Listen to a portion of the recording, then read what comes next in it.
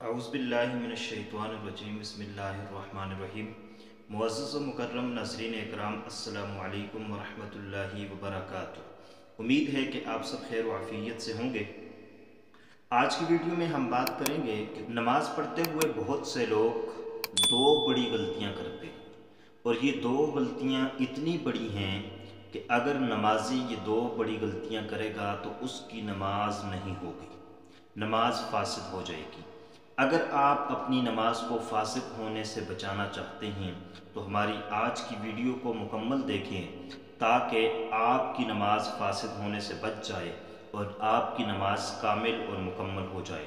क्योंकि बहुत से लोगों को देखा गया है वो नमाज पढ़ते हुए ये दो गलतियां कर लेते हैं और फिर उनको ये इल्म भी नहीं होता कि हम ये दो बड़ी गलतियां कर रहे हैं, और ये दो गलतियां ऐसी हैं कि अगर कोई बंदा ये दो गलतियां करेगा तो उसकी नमाज फासिद हो जाएगी। सबसे पहली गलती जो अक्सर आम की जाती है और बहुत से लोग इस गलती के अंदर मशगूल होते हैं और ये गलती करते हुए नमाज पढ़ते हैं, वो है कोमा न करना। कोमा कहते हैं रुकू से सीधे खड़े होने को, और कोमा के मानी भी यही होते हैं कि सीधा खड़ा होना। अगर कोई बंदा रुकू के बाद सीधा खड़ा नहीं होता तो गोया वो वाजिब तर्क कर रहा होता है, क्योंकि नमाज के अंदर कोमा करना ये वाजिब है, रुकू से सीधा खड़े होना।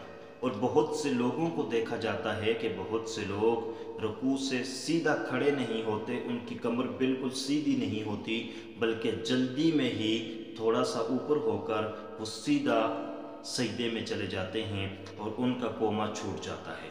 और कोमा छूट गया तो गोया उसने वाजिब तर्क कर दिया, और जो वाजिब को जानबूझकर तर्क करेगा तो उसकी नमाज नहीं होगी।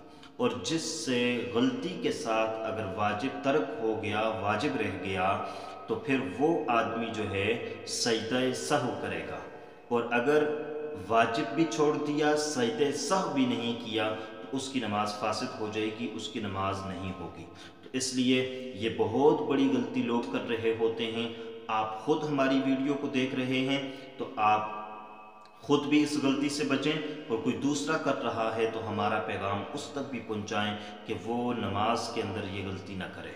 कोमा ठीक तरीके से अदा करें, और कोमा जब आप अदा करें तो सू से आप जब सीधे खड़े हो जाएं आप सीधे समी अल्लाहु लिमन हमिदा कहकर सीधे खड़े हों, स्ट्रेट फॉरवर्ड खड़े हों, और खड़े होकर रुकू में सजदे में जाने से पहले खड़े होकर आपने रब्बना लकल हम्द कहना है, या रब्बना वलकल हम्द आप कहेंगे, और उसके बाद आप तकबीर कहते हुए सजदा में चले जाएंगे।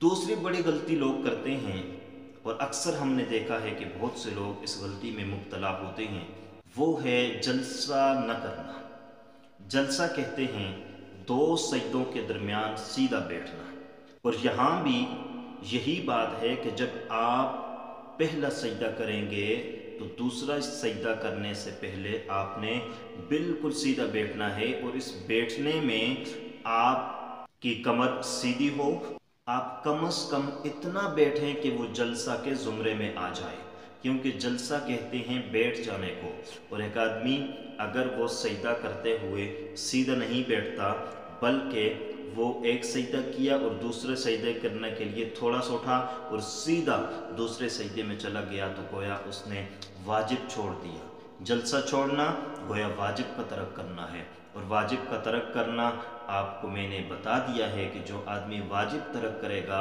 जानबूझ के तर्क करेगा, नमाज नहीं होगी, गलती से रह जाएगा, ख़ता से रह जाएगा तो सजदे सहव करेगा, और सजदे सहव भी ना कर सका तो नमाज फासिद हो जाएगी, नमाज अदा नहीं होगी। तो इसलिए बहुत से लोग ये गलती करते हैं। आप जब भी नमाज अदा करें तो नमाज पढ़ते हुए आपने कोमा भी सही तरीके से अदा करना है और जलसा भी सही तरीके से अदा करना है।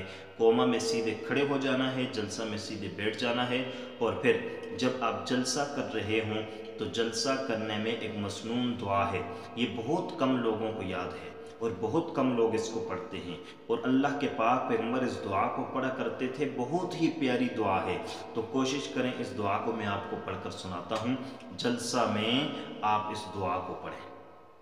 وہ دعا یہ ہے: اللہم اغفر لی ذنبی وعافنی وارزقنی، اللہم اغفر لی ذنبی وعافنی وارزقنی۔